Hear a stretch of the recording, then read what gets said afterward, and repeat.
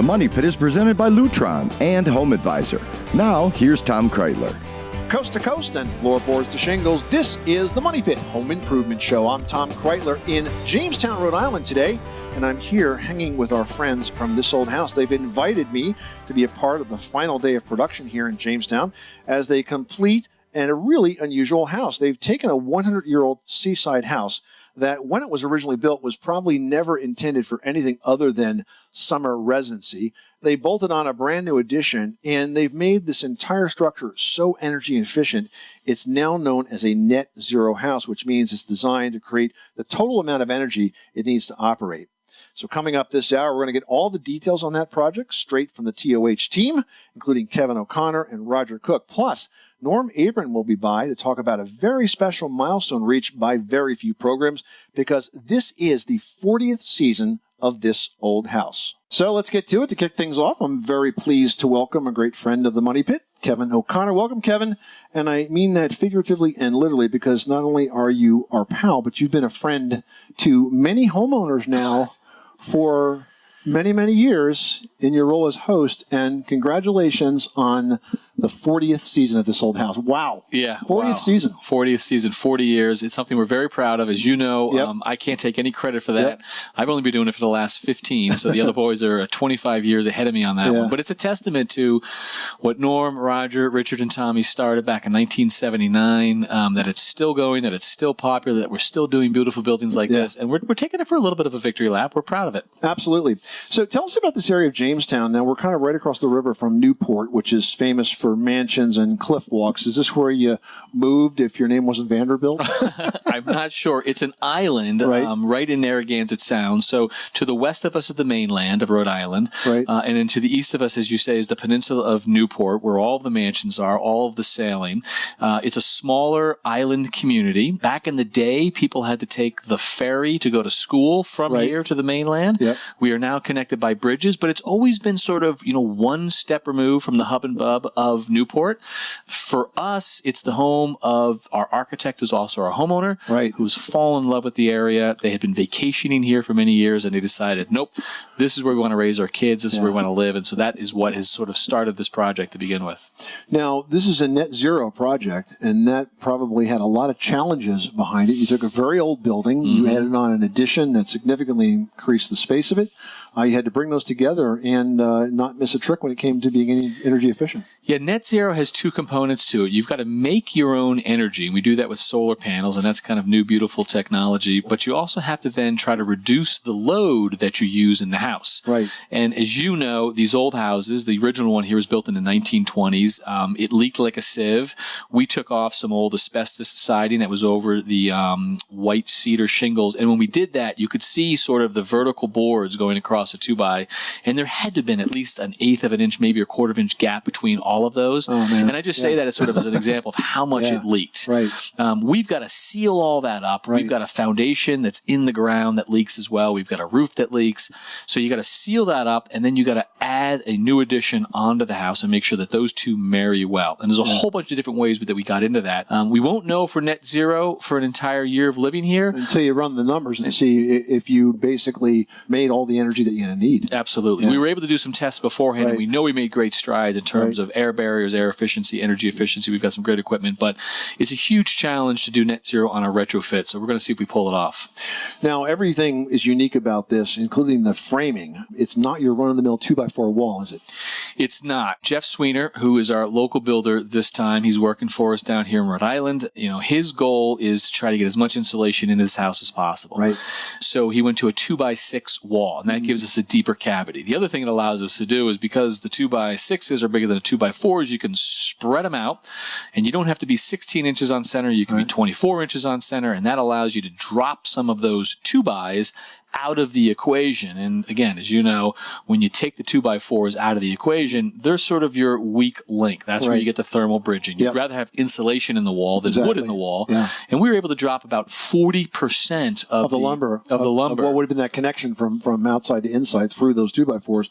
Now you have fewer studs, and you're going to have that much less connection. That much thermal bridge has basically been eliminated there. Absolutely. And we're fighting for every possible load reduction trick that we can get, and that was one one of them. Now, windows were another thing that you worked hard on. You very, very carefully selected some windows for this area that were triple pane, correct? Yeah, so triple pane windows helps us a lot. When you look at sort of a house and you think about the wall assembly, if you use their fancy words, you know, how it's built, you've got 2x4s, you've got insulation, you've got air sealing, and then you've got the window, which is otherwise just a big hole in the wall. And so you're like, oh my gosh, everything's going in and out of the windows.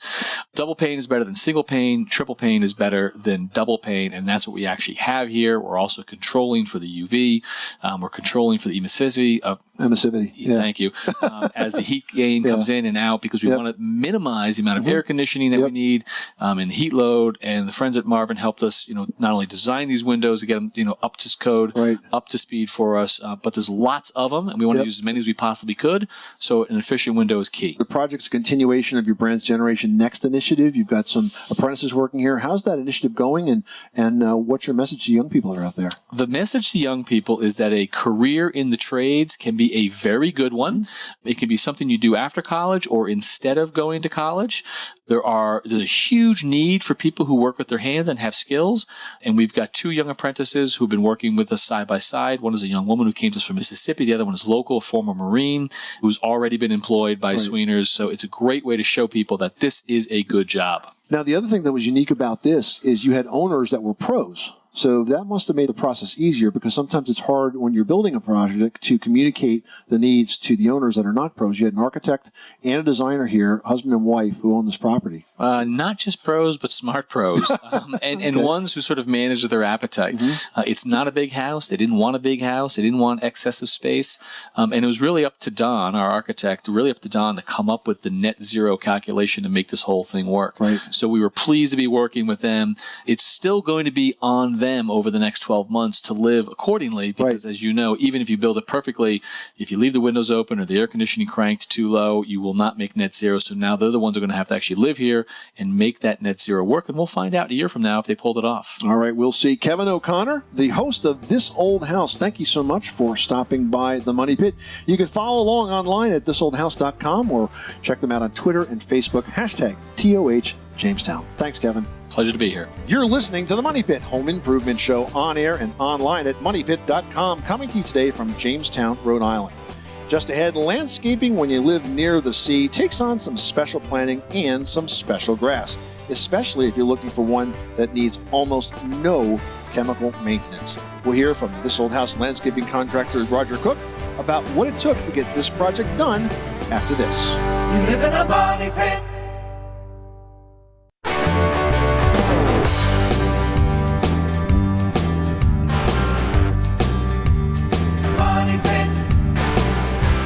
The Money Pit is presented by ADT. Introducing ATD Go, the new family mobile safety app and service. Get ATD Go with 24/7 emergency response and any ATD security system. Go to ATD.com to learn more today. With 36-month monitoring contract, early termination and installation fees apply. Certain markets excluded. Licenses available at ADT.com.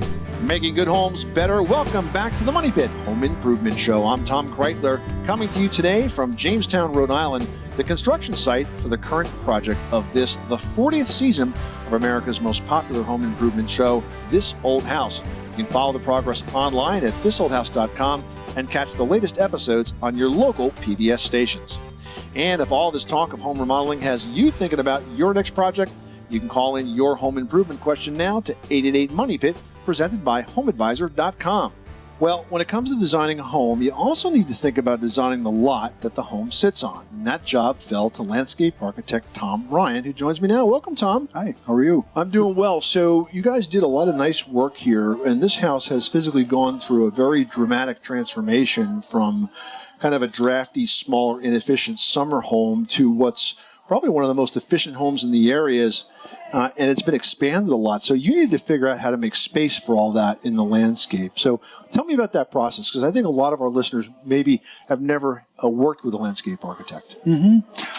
Well, we took a look at the lot, and on a lot this size, usually you try to use every square inch of the lot as usable space for the people that are here.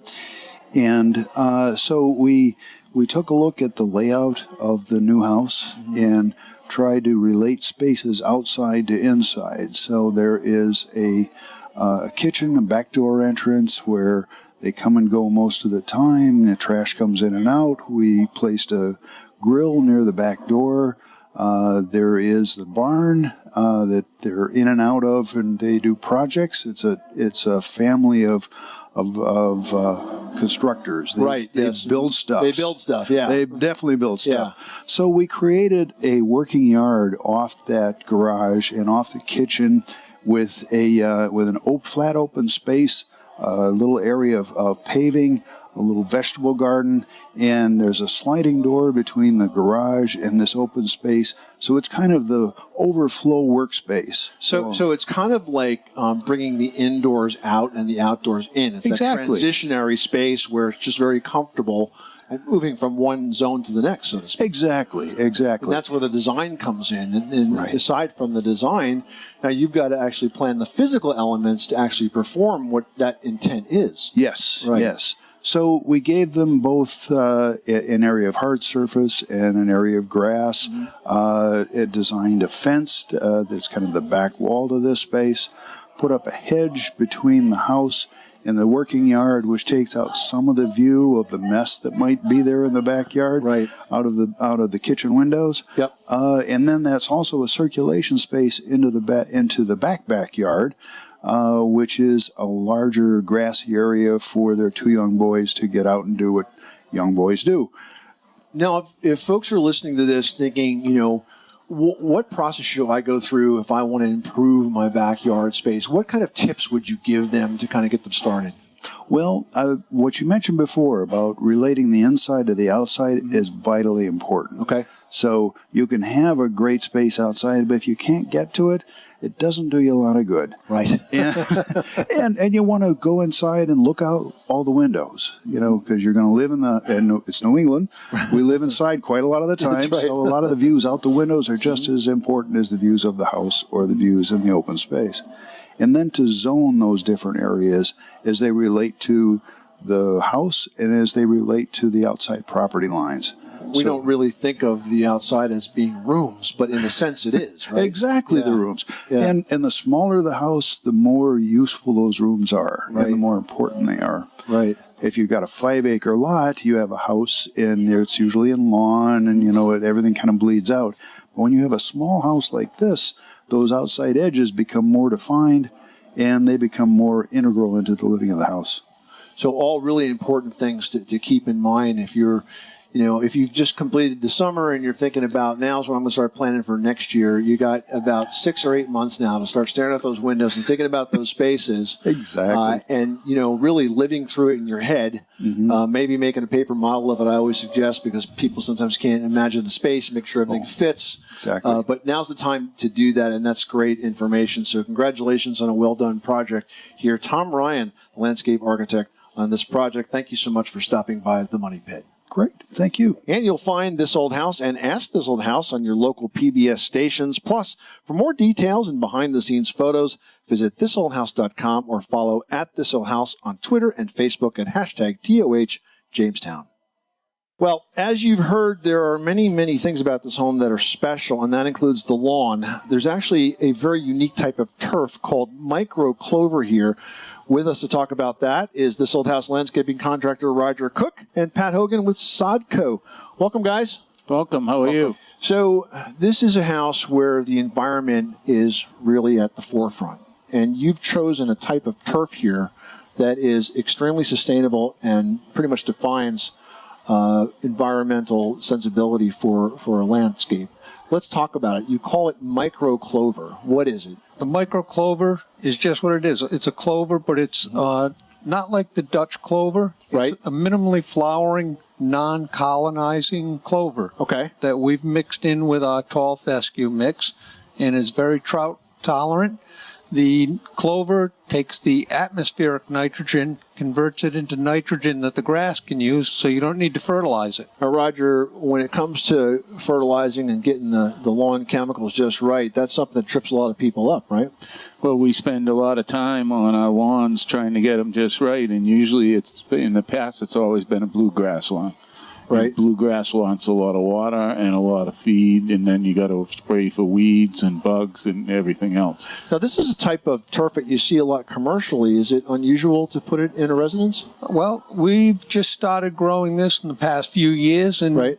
so it's something that's we see as the future. It's going to keep going, right? Yes. Exactly. How does it stand up in terms of like wear and tear? I mean, this house has 2 kids that are growing up in it. You know, is it tough for that? It's tough for that. At the Idea House a couple of weeks ago here for this old house, they had quite a bit of traffic across that lawn, and I was back there last week with a professor from Penn State that had done research on this, and the stuff looked gorgeous. He was very happy to see it. So when you put down sod, Roger, as opposed to growing a lawn from scratch, what's the prep involved? I think it's the same as we've always been doing, right? We take what soil is there and we rototill or scarify and loosen it all up, Right. so that the roots that are coming in can get down into it, anchor themselves, or get whatever moisture is there. Then we fine grade. We'll put in some lime if it needs it, and then either seed or sod.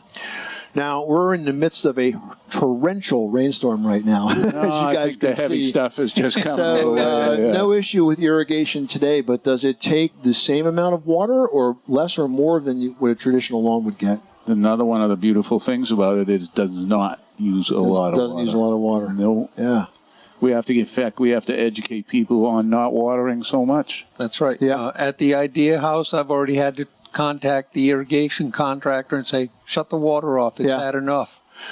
Now, Pat, can you add this to an existing lawn, or do you always have to start from scratch with sod? I think with the microclover, you can overseed it into it, but I would say you wouldn't want to do it into a bluegrass lawn because that's not really a drought-tolerant They're lawn. dissimilar lawns, essentially, right? Correct. And that's just not good. They're not going to get along. Right. Those two types. Right. Yeah. We've put it in with the tall fescue that's more drought-tolerant. Now, this is a harsh environment because it's right here on the coast. I guess it's an appropriate product for a seaside community. Yes, it is. Because you have a lot of salt and all that. It's actually more salt-resistant than bluegrass is. Well, that's what I love about this old house. I mean, you learn things that you just wouldn't imagine really exist. I mean, the fact that there's this very specialized type of sod that has all of these benefits to it is so cool. And by you guys, always sort of pushing the envelope and coming up with this stuff for projects like that, it just keeps fascinating the audience. And that's probably why you've been around for 40 years now. This is the end of the 40th season, so congratulations on all the good work you put into that, Roger. Thanks. Some run here, huh? Yeah, well, you talk about pushing the envelope. Sometimes you push too hard in the wrong direction and things come back to bite you, but no. Well, you guys have done a great job with this house, and thanks for sharing the tips with us, and best of luck for continuing. Thanks, Tom. It was good to see you.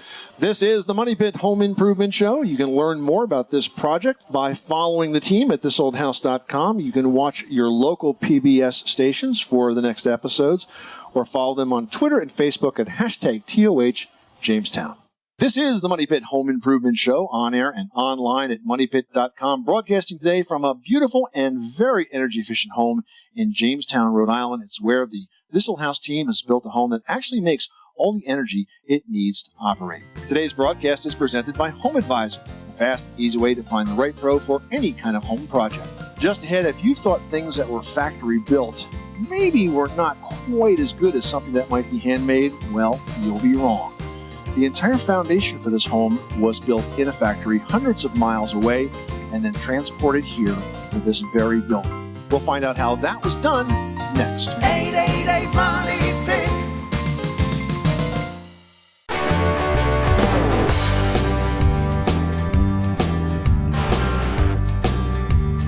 Money Pit. The Money Pit is presented by Trane. Inside the Trane testing facility, they test their heating and cooling products in the harshest conditions found in nature, all to ensure their products can run through anything. That's why it's hard to stop a train. Making good homes better. Welcome back to the Money Pit Home Improvement Show. I'm Tom Kreitler, coming to you today from Jamestown, Rhode Island, where the team from This Old House has restored and added on to a 100-year-old home, making it a net zero home, which is basically one that's so efficient it creates all the energy it needs to operate. You can catch the next episode on your local PBS station or follow along at thisoldhouse.com. Today's broadcast is presented by Home Advisor. It's the fast and easy way to find the right pro for any kind of home project. Well, every season on This Old House, we see amazing transformations of homes, and we very often see the carpenters and the tradesmen here building those from scratch right on site. But sometimes we see buildings actually built elsewhere and brought onto the site and assembled. And that's what happened here in Jamestown, Rhode Island, with the barn that we're actually sitting in right now. This was a kit building that was constructed by Country Carpenters. And with me to talk about that whole process is Paul Baker. Welcome, Paul.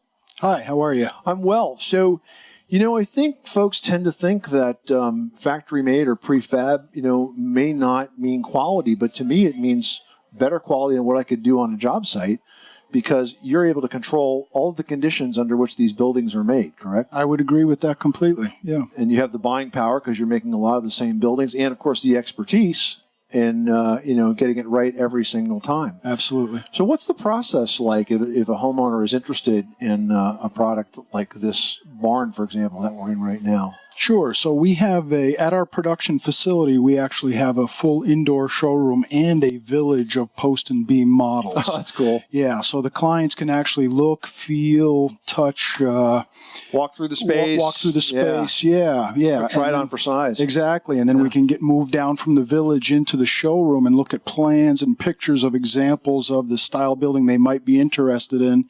And that's where the process begins.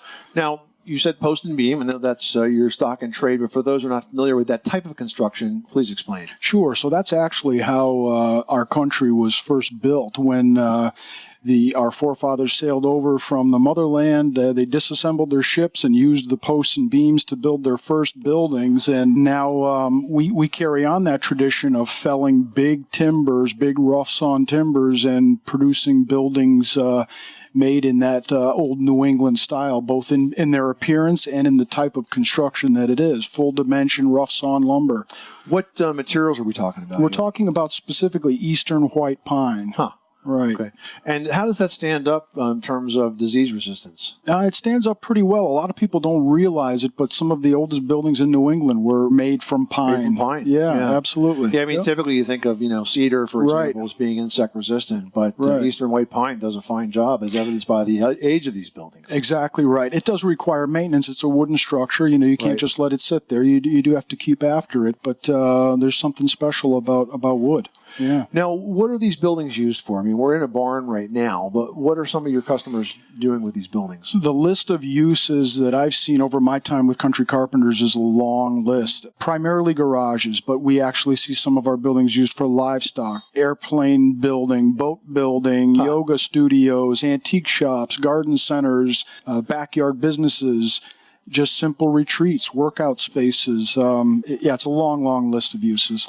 We're talking to Paul Baker from Country Carpenters. They manufacture post and beam buildings for a wide variety of use, as we've just heard, and then they're shipped to the site to be constructed just there. Now, do you guys do the assembly, or in most cases, do the homeowners hire local contractors to put the buildings together? We build about 40% of all the buildings we ship every year, but we also ship not only in New England, but all over the country. So we can't build all of our buildings. Right, yeah. Yeah, so the majority of them are in kit form, but we keep 4 separate crews of full-time employees building these buildings all year long for our clients. Yeah.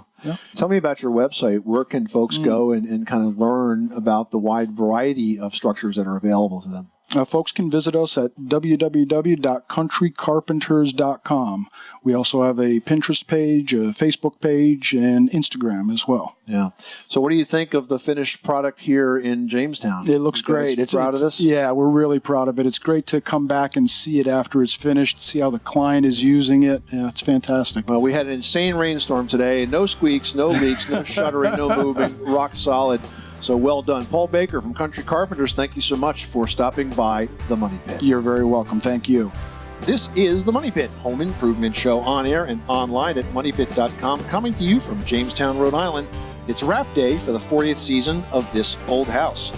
Up next, old homes can come with a lot of old wiring, but is all that old wiring a problem? We'll find out when The Money Pit returns. Plus, one project that's pretty common in old homes is taking down wallpaper. We'll have tips to help you get that project done in today's Pro Project, presented by HomeAdvisor.com, next. You live in a money pit.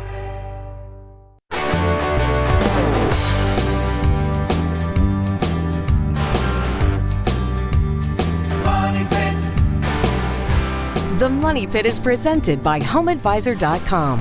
Whether it's minor repairs or major remodels, leave it to Home Advisor to do the work. Check out HomeAdvisor.com. Making good homes better. Welcome back to the Money Pit Home Improvement Show. I'm Tom Kreitler, coming to you today from Jamestown, Rhode Island, the site of the current project on this, the 40th season of America's most popular home improvement show, This Old House. Well, one project that's pretty common in old homes is removing wallpaper, and that's a project you might just think about leaving up to a pro. We've got a few tips to help in today's pro project presented by HomeAdvisor.com. First, if you've got wallpaper to remove, the first thing you need to know is the type of wall covering and the type of wall surface that's underneath. Now, in most cases, walls are either drywall or plaster. You can usually tell by the feel. Plaster is harder and smoother than drywall. Now, since drywall is more susceptible to water damage, it's going to be a lot harder surface to remove wallpaper from. Next, you need to know what kind of wallpaper you're dealing with. If the paper is the type called strippable, removing it is pretty easy. You just grab a corner and peel. But more than likely, it's not, which leaves you with two options: soaking and scraping or steaming it off. Now, if you're soaking the paper, that requires just the right amount of warm water and wallpaper solvent be applied to it. If it's on drywall, though, and it gets too wet, the wall can become damaged. Now, once that wall is wet, the paper gets scraped off, usually a little at a time. I mean, it's a pretty slow process. Another option is steaming. Now, with plaster walls, you really can't hurt them too much, but for drywall, once again, you need to be careful. Too much steam, and they can become water damaged. Now, the type of wall and wallpaper you have can impact the cost a pro will charge for the process, but most pros will charge by the hour for this job and should be able to quote an estimated price ahead of time based on the size of the room. And that's today's pro project presented by HomeAdvisor.com. With Home Advisor, you can get matched with top-rated home service pros in your area, compare prices, read verified reviews, and book appointments online, all for free. No matter what the type of job, Home Advisor makes it fast and easy to hire the best local pros. Well, old homes come with a lot of old wiring, and that was certainly the case with this old house as well. Lots of wiring that had outlived its usefulness, including what would have been probably the original wiring for a 100-year-old home. It's a type called knob and tube. So with us to talk about the safety of all that old wiring and what needs to be done with it is electrician Ben Giles. Welcome, Ben. Hey, how are you? We're good. Thanks for stopping by the Money Pit. This is an interesting area. Lots of history right here. Lots of old homes. And would you agree that knob and tube is probably the first sort of centrally wiring that may have been added to these buildings? Yeah, for sure. That was the first modern type of wiring that could be afforded by your average person. It wasn't a steel pipe installation or something that was highly labor intensive to install. So it was pretty widely used in the early 1900s as one of the first real residential methods of wiring. Now, it's interesting for those that are unfamiliar with knob and tube. We're actually talking about real knobs and real tubes here. When it was run through beams, so you drill a hole and they would put like a ceramic tube through it to sort of insulate the wire from the wood. And then when it went parallel to the beams, it would be strung on these ceramic knobs. And it was essentially an air-cooled system. So air had to circulate around it. But then we decided we were going to heat these homes and add insulation, and what happens?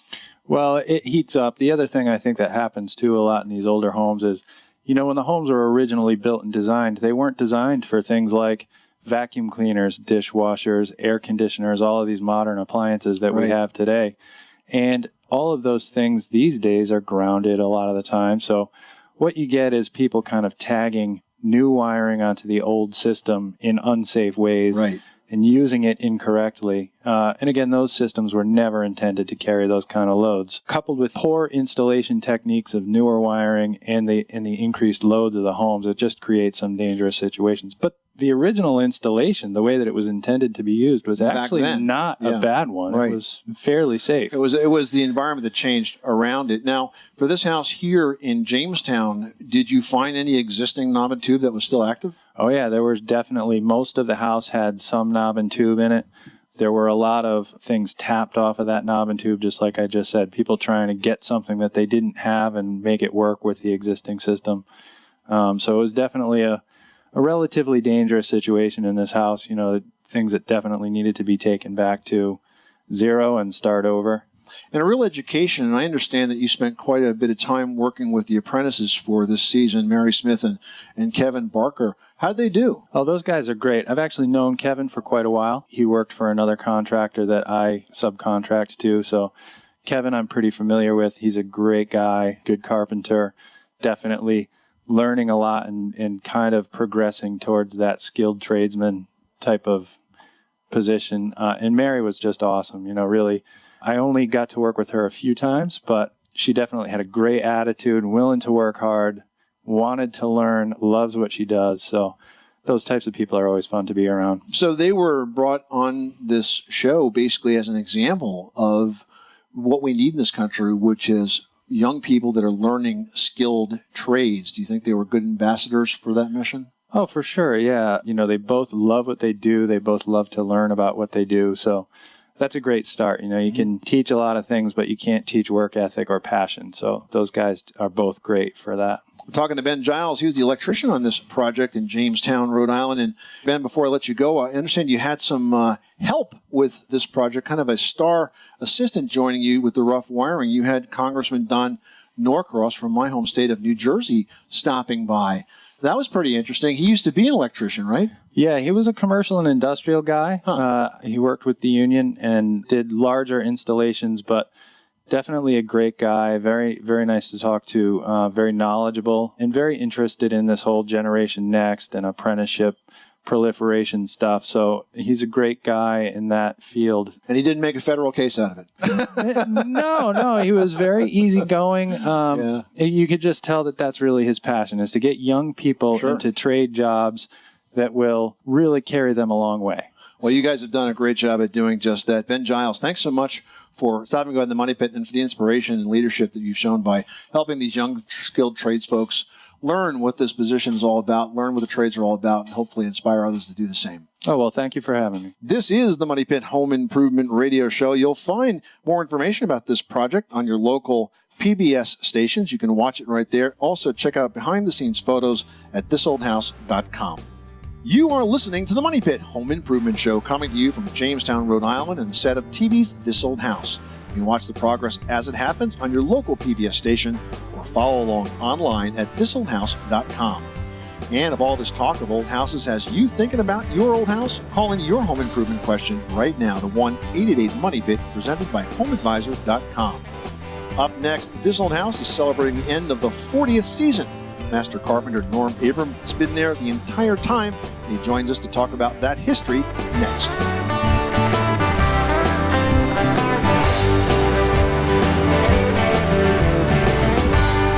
You live in a money pit.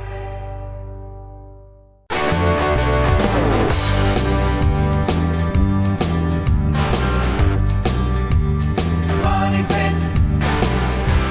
Making good homes better. Welcome back to the Money Pit Home Improvement Show. I'm Tom Kreitler, coming to you today from Jamestown, Rhode Island, where I'm pleased to be on site with the entire cast of This Old House as they wrap production on this, their 40th season.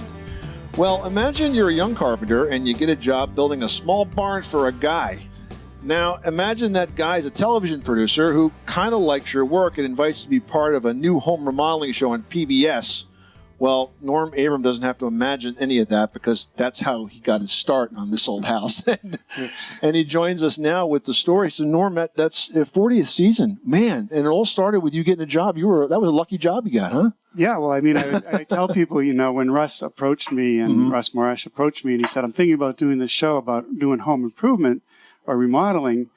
And I went, okay, I have no idea what you do. Because I had no clue what a TV producer does and a director. And, you know, I kind of put it off at first. I said, well, you know, I got enough work for now. Really wasn't the truth, because the economy was pretty slow. And then when they said, let's take a look, let's go up to the project. And I said, all right, yeah, I can do this. I can take the time. Little did I know that television was going to be part of the story. You didn't know that television was going to be part of it when you went to look at the job? I was just going to be swinging a hammer. What you did every day, right? Yeah. Right. And I told my wife, I said, well, you know, I'm going to be on TV. I'm going to, you know, walk through a scene with the ladder over my shoulder. And then one day, the second show, the very second show, Russ told the audio guy to put a mic on me, and right. I'm like, okay, what's this about? And he said, well, and this is the truth of how Russ created these shows. Is right. It wasn't scripted ahead of time. Right. And he just said, you're going to go up there in the scaffolding, and you're going to tell Bob what the situation is, why you think it deteriorated, right. and how you're going to fix it. Right. And when you think about it now, 40 years later, that's the model for the entire show. Exactly. Whether it's carpentry or plumbing or electrical work, that's the model. Yeah. Well, I mean, you're basically you're the house is talking through you. Yeah. Right. Yeah. Now the other thing is that barn that you built. Right. Now I read that you actually produced the New Yankee Workshop in that same barn on Russ's property. Is that right? Well, that was part of the New Yankee Workshop. Okay. So when I built the structure for Russ, there was a garage and a garden shed, and that garden shed was attached to the Victory Garden show, which was another one of his shows. Right. That had been going on for many years, even before this old house. So when he approached me about doing the New Yankee Workshop, at first he said, well, we had been doing segments in there for this old house, in that small shed. Yep. And he said, well, how about a woodworking show? And we knew we couldn't do it in that small shed. So we had an addition designed by an architect we had been working with before. And Russ and I actually built that structure to do the New Yankee Workshop. Wow. Yeah. And then you did what, 20-something seasons of it? 21 years on the New Yankee Workshop. Yeah, man. Well, you've grown up on television in a lot of ways, huh? I sure have. I mean, but it was fun. I give a lot of credit to Russ for letting us professionals express the work that we do to help homeowners. Yep. We'd never turn it down again. Wouldn't change a thing. I wouldn't change a thing. All right. Norm Abram, thank you for 40 seasons of instructive, enthusiastic, inspiring television on this old house. Oh, thank you. We ran it, Tom and I, when we were at the Builders Show in January. You were down there, too. Yep. Mm-hmm. Yeah. Every 5 minutes, we were getting stopped by people who were either were contractors or were becoming contractors, and they said, it's because of you guys we got involved, and we want to keep that moving forward. Fantastic, and you sure will. Norm Abram, thank you so much for stopping by the Money Pit. You've been listening to the Money Pit Home Improvement Show, coming to you today from Jamestown, Rhode Island, where we've had the rare treat of celebrating the final day of production with the talented craftsmen as they complete the 40th season of This Old House. To learn more about the Jamestown House Project or the Generation Next initiative, visit thisoldhouse.com or follow @thisoldhouse on Twitter and Facebook, #TOH Jamestown. I'm Tom Kreitler. Thanks for listening. Remember, you can do it yourself, but you don't have to do it alone.